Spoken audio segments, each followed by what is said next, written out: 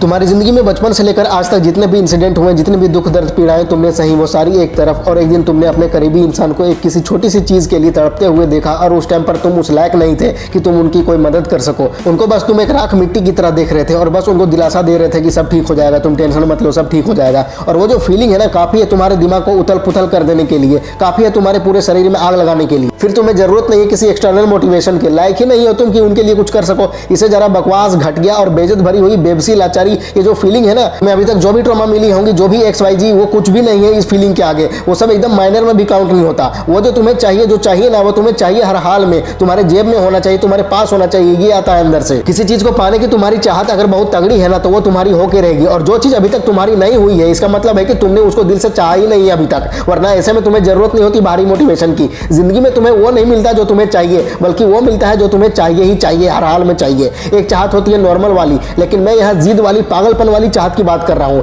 ये तुम्हारे अंदर कितने अंदर से आ रहा है, कितनी तड़प हो तुम में इस चीज के लिए, इस पर डिपेंड करता है। 24 घंटे में से कितने घंटे तुम्हारे दिमाग में वो चलता रहता है जो तुम्हें एक्चुअल में चाहिए लाइफ में, और कितने घंटे वो चलता रहता है जिसका तुम्हारे सपने को हासिल करने से दूर दूर तक कोई लेना देना है ही नहीं। ज्यादातर तो ऐसी ही चीजें चलती रहती है जिसका कोई लेना देना नहीं है। तुम फोन में वीडियोस भी देखते हो, तो किस तरह की वीडियोस देखने में तुम्हारा ज्यादातर समय जाता है? वो वीडियोस जो तुम्हारे गोल को अचीव करने में मदद करें, या वो वीडियो जिसका तुम्हारे गोल से कोई लेना देना है ही नहीं? तुम अपने दोस्तों के साथ समय भी बिताते हो, तो ज्यादातर किस तरह की बातें होती है वहां पर? गोल अचीवमेंट से रिलेटेड या इधर उधर की फालतू बातें? तुम खुद ही गौर करो इस पर। जिस तरह की इंफॉर्मेशन तुम अपने सेंसेस के थ्रू अपने माइंड में डाल रहे होते हो, उसी तरह के तुम्हारे थॉट्स बनते हैं, उसी तरह के तुम एक्ट करते हो जिसका तुम्हारे गोल अचीव करने से कोई लेना देना होता ही नहीं। फिर तुम अपने सपने पूरे ना कर पाने की वजह से स्ट्रेस में आ जाते हो। अगर फल चाहिए तो जड़ को सींचना पड़ता है, सक्सेस चाहिए तो सक्सेस हैबिट डेवलप करनी पड़ती है। किसी चीज को हासिल करने के लिए तुम कितने पागल हो, ये तुम्हारे एटीट्यूड से पता चलता है, तुम्हारी बॉडी लैंग्वेज से पता चलता है, तुम्हारे डेली रूटीन से पता चलता है कि कितनी मेहनत कर रहे हो उसके लिए। अब तुम्हारा ज्यादातर टाइम जाता है इधर उधर की चीजों में, रील्स देखने में। फिर तुम्हें मोटिवेशन चाहिए होता है क्योंकि तुमने इधर उधर की चीजों में अपने माइंड को थका दिया होता है। अब तुम्हें एनर्जी की जरूरत होती है जिससे तुम अपने गोल के लिए काम कर सको। फिर तुम मोटिवेशनल वीडियोस देखते हो और इस पर और ज्यादा निर्भर हो जाते हो। तुम्हें मोटिवेशन की जरूरत इसलिए है क्योंकि तुम्हारे अंदर बर्निंग डिजायर है ही नहीं उस चीज को पाने को लेकर। बर्निंग डिजायर का मतलब है कि उस चीज को पाने के लिए जो भी रिक्वायरमेंट्स की जरूरत है, वो सारी रिक्वायरमेंट्स तुम पूरी करोगे। जितने घंटे काम करना पड़े तुम करोगे। जो भी आदतें तुम्हें तुम्हारे गोल से दूर कर रही हैं, उन्हें छोड़ दोगे।